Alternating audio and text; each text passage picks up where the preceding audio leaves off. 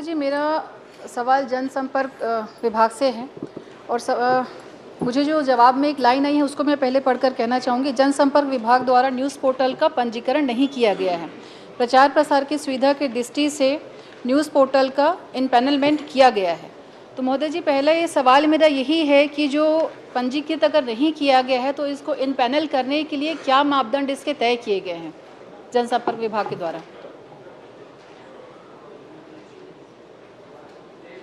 एक बार रिपीट करिए फिर से। सवाल के जवाब में आया है, जनसंपर्क विभाग द्वारा न्यूज़ पोर्टल का पंजीकरण नहीं किया जाता। प्रचार प्रसार की सुविधा की दृष्टि से न्यूज़ पोर्टल का इनपैनलमेंट किया जाता है, तो इसका इनपैनल करने का क्राइटेरिया क्या है? माननीय अध्यक्ष महोदय, ये इनपैनलमेंट करने के लिए एक विस्तृत इसकी गाइडलाइन है और इसमें टेंडर भी निकाले जाते हैं और उसके आधार पर इनपैनलमेंट किया जाता है और उसके पूरे सर्कुलर विस्तार से है।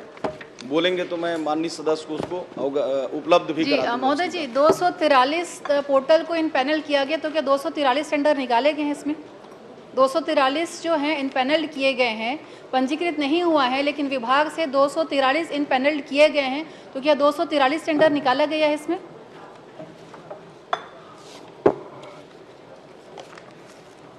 माननीय अध्यक्ष महोदय, ये उत्तर में परिशिष्ट में इनमें उपलब्ध भी है।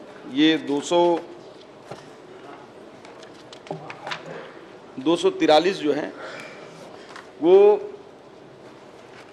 टेंडर के माध्यम से सभी को निकाले गए हैं, लेकिन कुछ ऐसे पत्रिकाएं या स्थानीय अखबार होते हैं जिनको उनके रेट के आधार पर विज्ञापन उपलब्ध कराया जाता है। क्या मापदंड है? अगर किसी को विज्ञापन हम दे रहे हैं, उसका मापदंड क्या है वो बता दीजिए।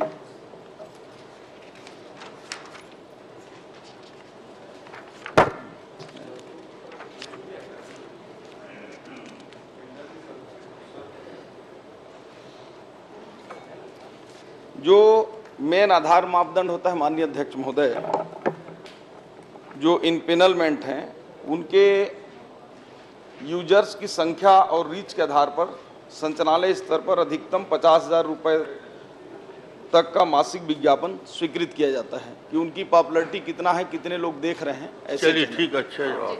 अध्यक्ष महोदय जी, इसी में अगली लाइन में पढ़ना चाहूँगी। इसमें विज्ञापन नियमावली 2019 संशोधित 2020 के अंतर्गत विज्ञापन स्वीकृत किए जाते हैं और पिछले एक वर्ष में इसमें कोई भी नियमावली में बदलाव और संशोधन दोनों नहीं किया गया। तो महोदय जी, मेरे हाथ में जो जवाब मुझे आया है उसी से मेरा प्रश्न है, अगर हम 2023 और 24 का जो विज्ञापन या जनसंपर्क विभाग के जो अगर आप खर्चे देखेंगे, अलग अलग जैसे डिजिटल समाचार पोर्टल का 67 करोड़, उसके बाद समाचार पत्रों का 147 करोड़, टीवी चैनलों का 140 करोड़ और रेडियो स्टेशन का लगभग 5 करोड़ 29 लाख के आसपास है, जो टोटल 360 करोड़ का 23 और 24 का इसका जो मुझे डिटेल दिया गया ये है।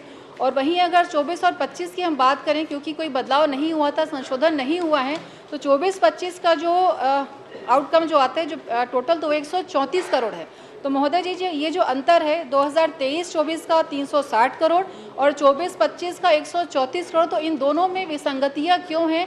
क्या इसकी जांच होगी? क्या इसका ऑडिट होगा कि किस आधार पे ये विज्ञापन जो है, क्योंकि एक वर्ष जहां 136 है वहीं 23-24 में इसका डबल से भी ज़्यादा है, तो क्या कारण है? और क्या अगर इसमें कोई विसंगति दिख रही है तो क्या इसकी जाँच होगी क्या? माननीय अध्यक्ष महोदय, ये जो व्यय की आंकड़ा है ये अभी वर्ष पूरे नहीं हुए हैं, ये जनवरी तक का है। अभी फरवरी और मार्च का भी आना शेष है, तो निश्चित रूप से इस वर्ष में भी उसमें विज्ञापन जब 10 महीनों में उसका आधा भी खर्चा नहीं हुआ तो अगले 2 महीनों में कैसे संभव है कि वो आंकड़ा आप टच कर जाएंगे? 360 करोड़ मतलब लगभग आप 134-140 करोड़ फिर से अगले 2 महीने में संभव नहीं है। और ये जो 23-24 का महोदय जी, जो 23-24 का मैं बताना चाहूँगी, ये पुरानी जो सरकार थी उनका मुझे लग रहा है, मैं एकदम कंफर्म नहीं इसलिए मैं नहीं बोलूँगी, लेकिन हम जो अंदाज लगा रहे हैं वो उसी 23 और 24 के आंकड़े जो कांग्रेस के कार्यकाल के थे शायद तभी के हैं। तो क्या इस पर जाँच होगी क्या? क्योंकि महोदय जी विषय ऐसे आए हैं, अगर समाचार पत्रों की बात करें या होर्डिंग्स की बात करें, हुआ ये था जो हमारे पास शिकायतें आती हैं कि लगभग 3 महीने के लिए होर्डिंग्स के लिए या समाचार के लिए अनुबंध किया गया और सिर्फ जो विज्ञापन दिए गए या जो होर्डिंग्स लगी वो सिर्फ 1 महीने के लिए लगी। मतलब जो 2 महीने की बकाया जो पैसा था, किराया था, वो उनको किस आधार पे दिया गया? अगर 3 महीने की होर्डिंग हम लगाते हैं, पेमेंट 3 महीने का हुआ, होर्डिंग सिर्फ 1 महीने के लिए लगी, तो जो पेमेंट है उसमें विसंगतियां हैं और ये साफ दिख रहा है कि 2023-24 और 24-25 मतलब ये अंतर दोनों में दिख रहा है और स्पष्ट है कि इशारा हम किस ओर करें। तो मैं यही चाहूँगी कि चूंकि डबल से भी ज़्यादा राशि है तो क्या इसकी जाँच होगी, क्या इसकी ऑडिट होगी? माननीय अध्यक्ष महोदय, माननीय सदस्य ने बहुत ही जिनाइन प्रश्न उठाया है। ये पिछले 1 साल में जो खर्च हुआ है पिछले 10 महीने में, उसका लगभग आधा या 55% के आसपास है, लेकिन सिर्फ आंकड़ा के आधार समय पर। सिर्फ 1 मिनट शेष है, क्या जांच होगी? क्या ये आप बता दीजिए, क्या इसका ऑडिट होगा, क्या इसकी जांच होगी? क्योंकि ये सरकारी राशि का दुरुपयोग दिख रहा है साफ साफ, तो क्या इसकी जांच होगी, क्या इस पे ऑडिट होगा? क्योंकि समय सिर्फ मुश्किल से आधा मिनट बचा हुआ है।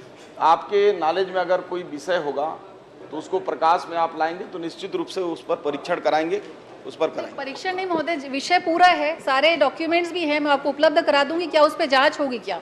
क्योंकि देखिए सरकारी पैसे का दुरुपयोग है ये, तो क्या इस पे जांच होगी? आप जानकारी उपलब्ध कराएं, मंत्री जी बोल रहे हैं कि जांच कर लेंगे, आप जानकारी उपलब्ध कराएं।